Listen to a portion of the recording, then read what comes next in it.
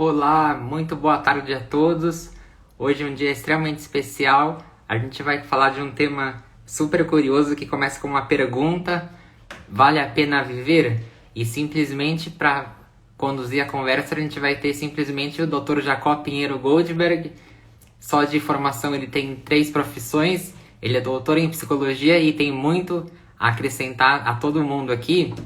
Vocês vão adorar a live de hoje, sem dúvida nenhuma. Enquanto isso, eu vou fixar aqui o tema. Quem quiser pode fazer qualquer pergunta ou qualquer comentário e aí a gente vai ler depois. Aqui ele entrou aqui, já vou... Em alguns segundos ele já está entrando aqui com a gente e vai ser muito bom hoje.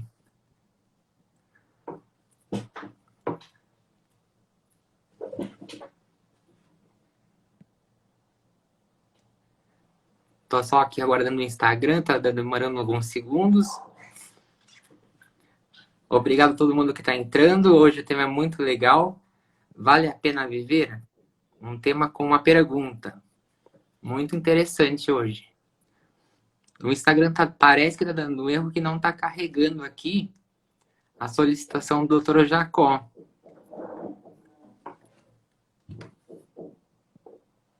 Vamos ver aqui. Eu vou cancelar aqui a solicitação e pedir para o Dr. Jacó solicitar de novo. Então, vamos ver. Acho que agora vai dar. Algum errinho do Instagram aí, normal? Olá, Dr. Jacó. Tudo bem? Tudo bem? Ótimo. Então, hoje, mais uma vez, nós temos aí esse trabalho, não é? Sim, A live a respeito desse assunto, se vale a pena viver, não é? exatamente.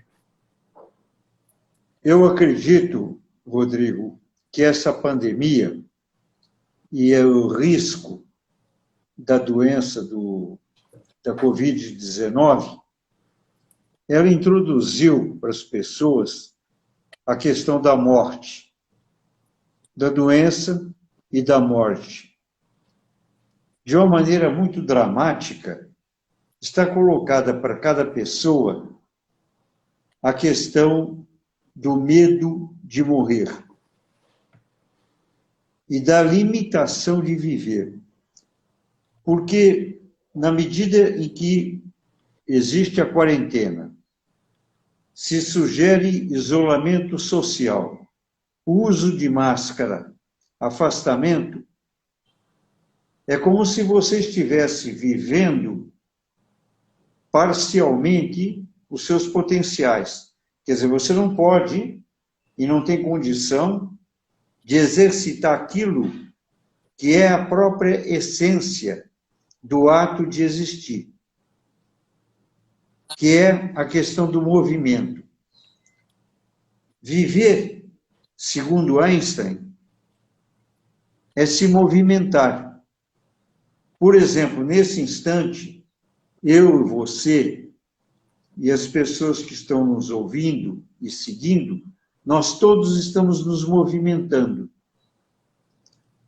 Não só no sentido espacial, não só no sentido físico, mas também no sentido mental. Nós estamos nos expandindo. Eu estou olhando para você, você está olhando para mim. Se eu coloco agora a máscara,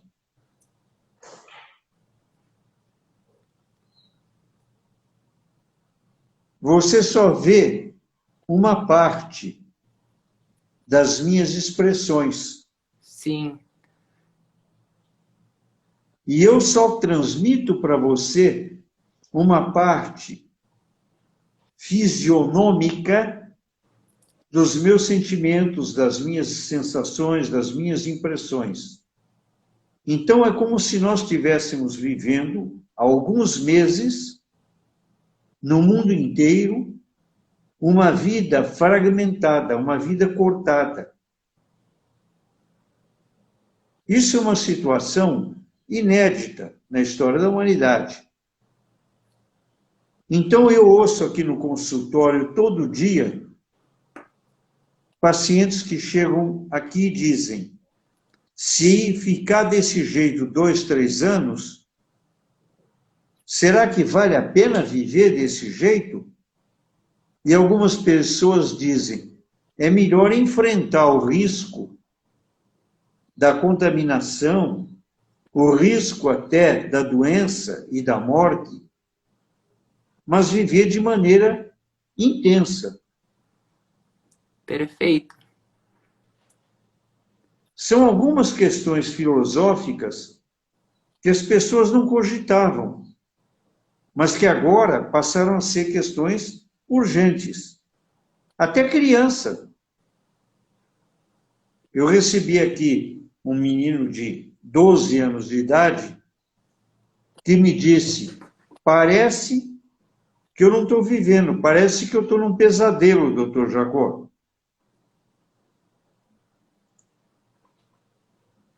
E eu me lembrei hoje de trazer como exemplo do que seja, na minha opinião, uma vida bem vivida, a história de um missionário norte-americano chamado Walter Harvey Moore. Eu nasci em Juiz de Fora, em Minas Gerais.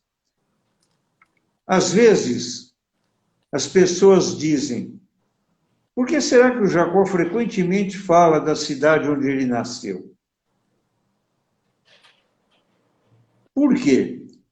Quando você fala das suas raízes, você se expõe. Na nossa cultura, quando você conhece alguém, o sujeito vira e diz: muito prazer, meu nome é José, meu nome é Rodrigo.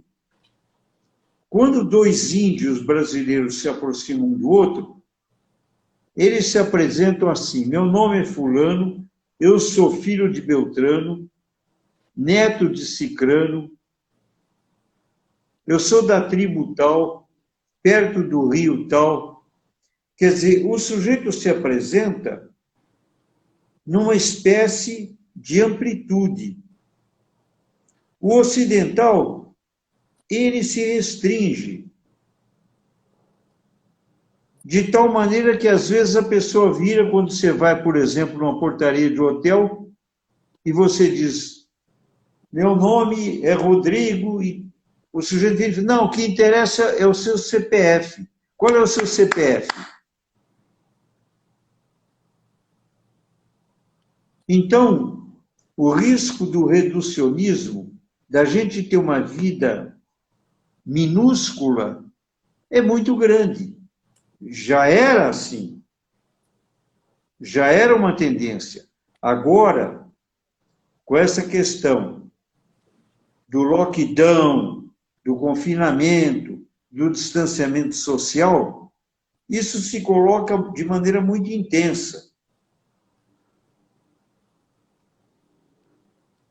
Tem pessoas que dizem: eu dedico minha vida ao trabalho. Será que realmente você transformar a sua existência num processo de produção é um estilo de vida ou é uma fuga do viver?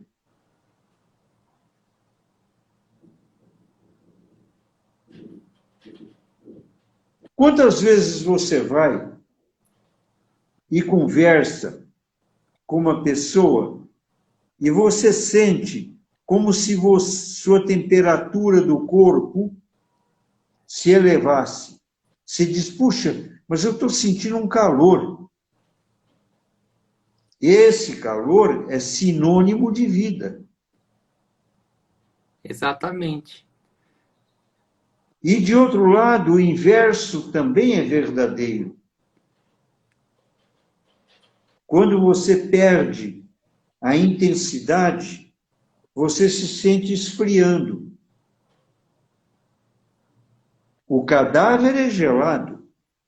Quando você faz um exercício físico, ou você faz sexo, ou você vibra, tanto é que a expressão é essa. Existe aquela ideia, em algumas horas eu vivi mais intensamente do que anos da minha vida.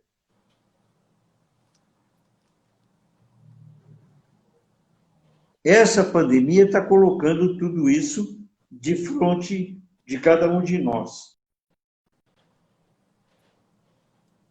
Há uns dias atrás, apareceu uma matéria a respeito de uma pessoa na Europa que entrou em juízo exigindo o direito à eutanásia. O que é a eutanásia? A eutanásia é uma forma suave de morrer, na qual, frequentemente, o paciente que está sofrendo demais, é um paciente terminal, ele está com uma doença terrível, vai morrer em situações de muito sofrimento, muita dor. Juridicamente, no Brasil, é proibida a eutanásia. Na maioria dos países, é proibida a eutanásia. Mas o que é o contrário da eutanásia? Em grego, é distanásia, que é a morte com sofrimento. Eu já acompanhei pacientes em hospitais, pessoas que me procuraram aqui, implorando o direito de morrer. Porque a doença era tão grave, as dores tão profundas, sem nenhuma esperança, sem nenhum significado. Será que realmente é uma questão moral impor esse sofrimento para essa pessoa, ou essa pessoa tem o direito de morrer? Que é completamente diferente da ideia de suicídio. Porque do mesmo jeito que existem pessoas que se interrogam nessa hipótese, existem aqueles que por neurose, às vezes por uso de álcool e de droga, às vezes por uma mera circunstância afetiva. Tem gente que pensa em se matar porque terminou um namoro, porque perdeu o emprego. Obviamente, é uma distorção. É uma maneira mórbida e doentia de enxergar a realidade que precisa de auxílio. Essa pessoa está carente, necessitada de socorro. Ah, com certeza. E ainda mais agora no Setembro Amarelo, é muito importante ter tocado nesse assunto. Inclusive, eu tive um amigo que rompeu a própria vida por causa de um relacionamento. É muito triste e sério, né? Exatamente. Foi por isso mesmo que eu pensei em levantar esse tema no seu programa, porque eu sei que o seu programa atinge um grande público, principalmente o público jovem, e às vezes o jovem, por imaturidade, diante de um trauma, de uma experiência difícil, principalmente de caráter sentimental ou familiar, ou mesmo social, tem dificuldade de compreender as inúmeras oportunidades que a vida oferece a cada instante, os horizontes incríveis. Quantas vezes eu sou procurado por jovens que vêm aqui e dizem: eu não vejo nenhum propósito mais na minha vida,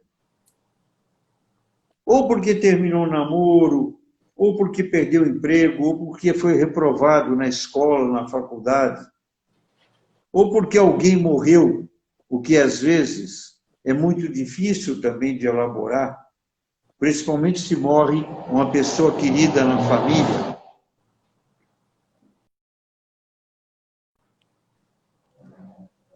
Então, a ideia de você magnificar a tua vida, e por isso que eu pensei naquele exemplo que eu comentei no começo do programa, do Walter Havermore, que era um missionário protestante norte-americano, que era diretor do colégio onde eu estudei, na cidade onde eu nasci.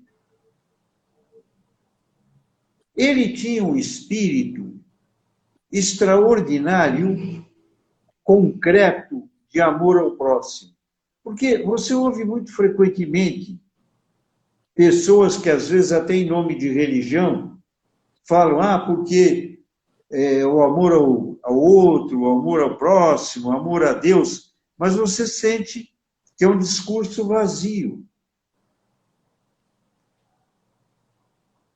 Porque, na verdade, no meu viés e na minha perspectiva de psicólogo, antes e acima de tudo, muito mais importante do que a ideia que eu acredito, às vezes, pueril, do amor genérico, eu amo ao próximo,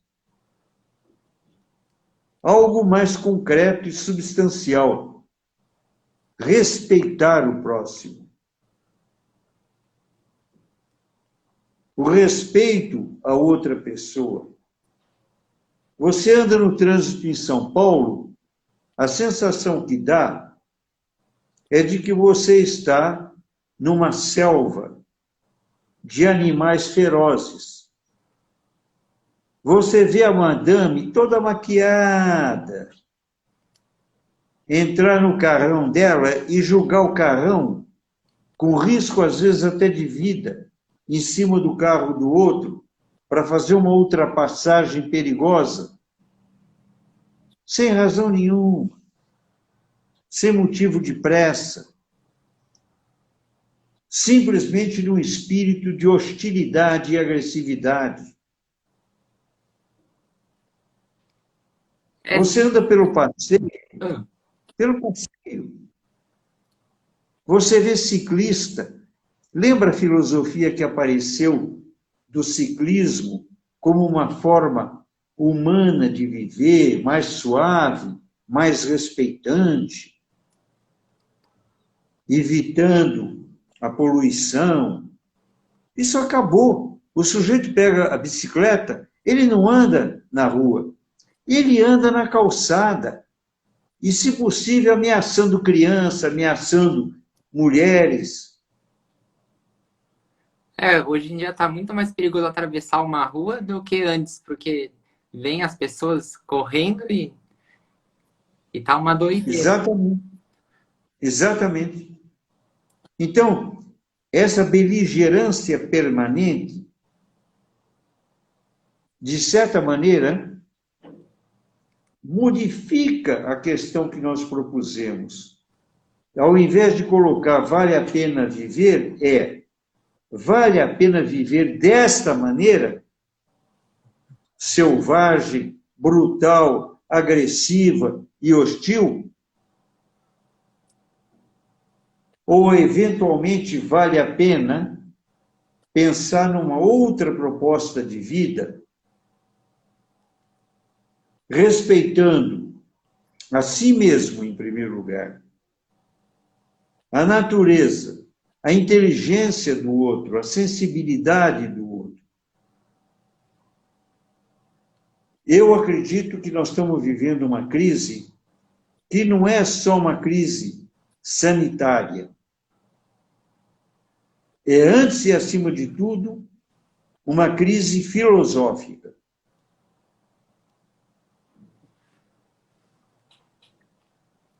Essa ideia, por exemplo, de desesperança.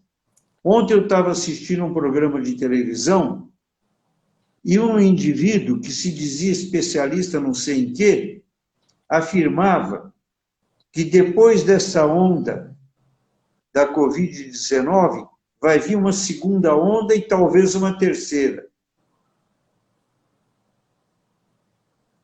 É uma visão apocalíptica de fim de mundo. Total. É uma Cassandra. Isso não é verdade. Isso é um milenarismo que sempre existiu na história da humanidade através do pessimismo, do negativismo, que tudo é perigoso. Nós tivemos um grande escritor, o maior escritor brasileiro, que foi Guimarães Rosa. Tem uma frase dele que você devia, Rodrigo, faz o seguinte, faz uma live com o presidente da Organização Mundial de Saúde e manda colocar na testa dele a frase do Guimarães Rosa: viver é perigoso. O perigo não é só o vírus, não. Concordo. Viver. Então, qual é a alternativa?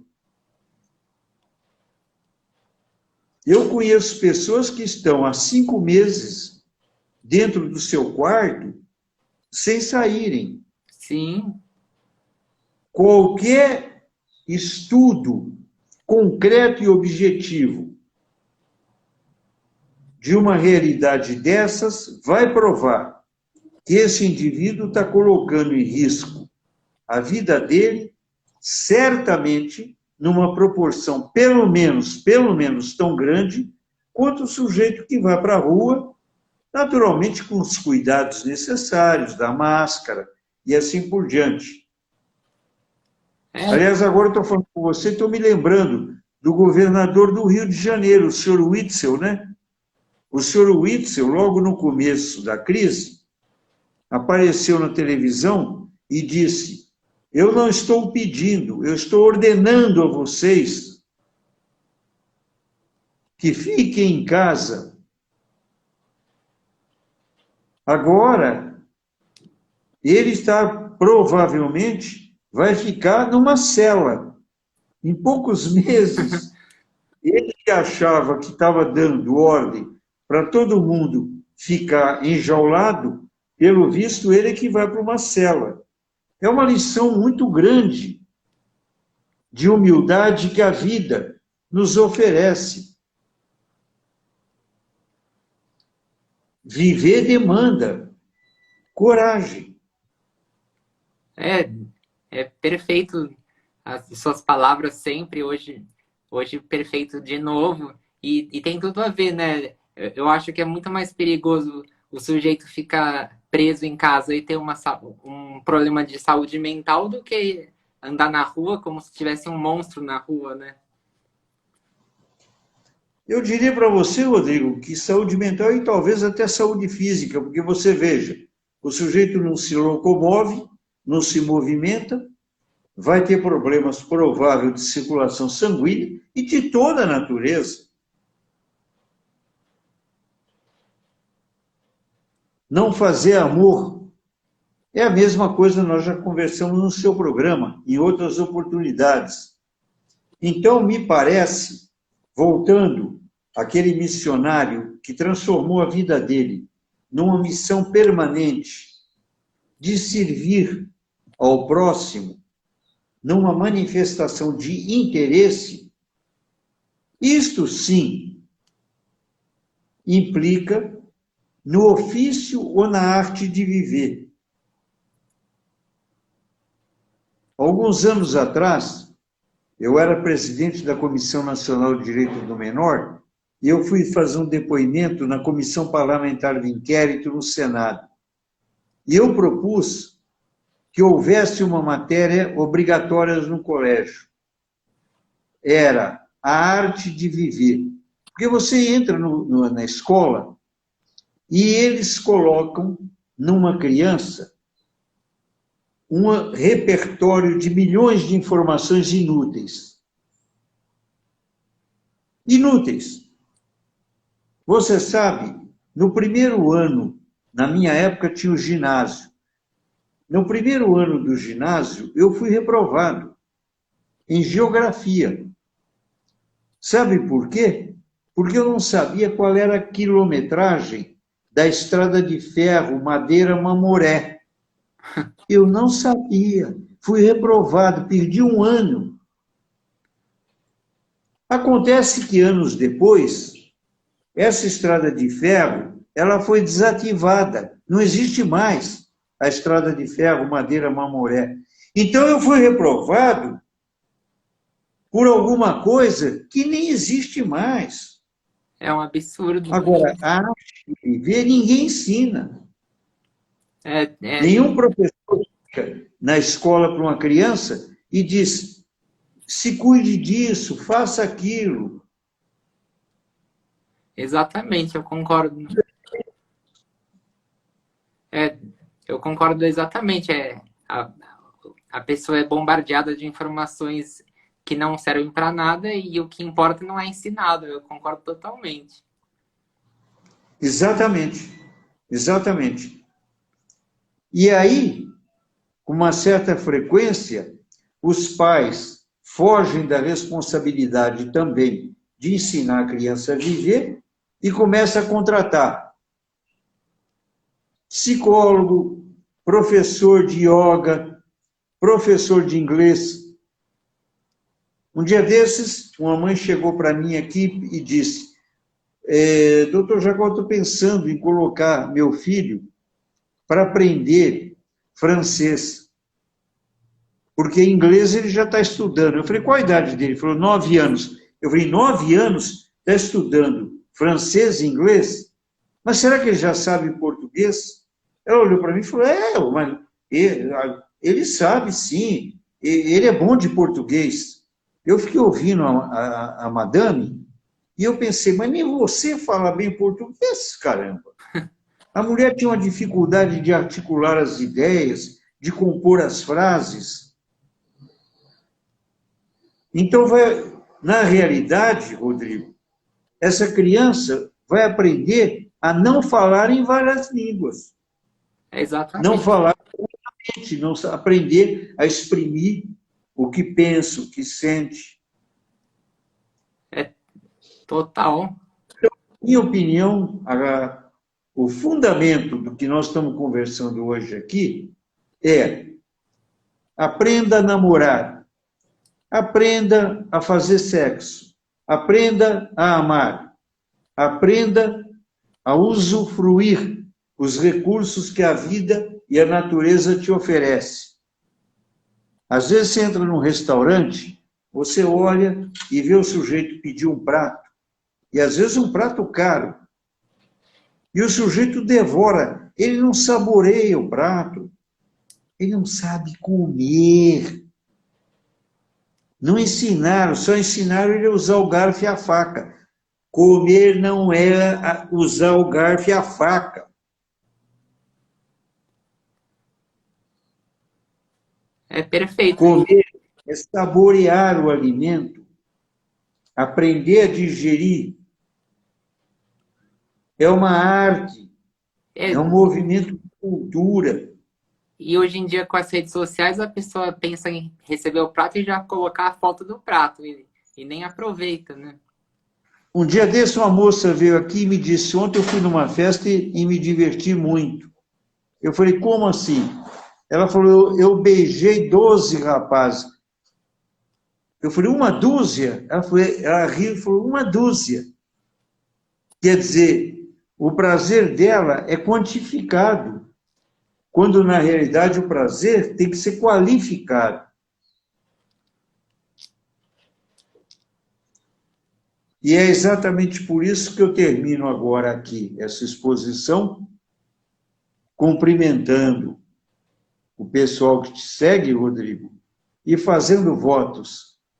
Vale a pena viver, sim, mas transformando a vida num processo permanente de respeito à sua natureza, aos outros e, principalmente, uma missão santificada em nome de Deus.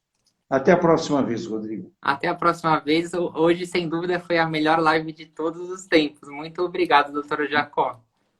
Muito obrigado a você. Tchau, tchau. Obrigado.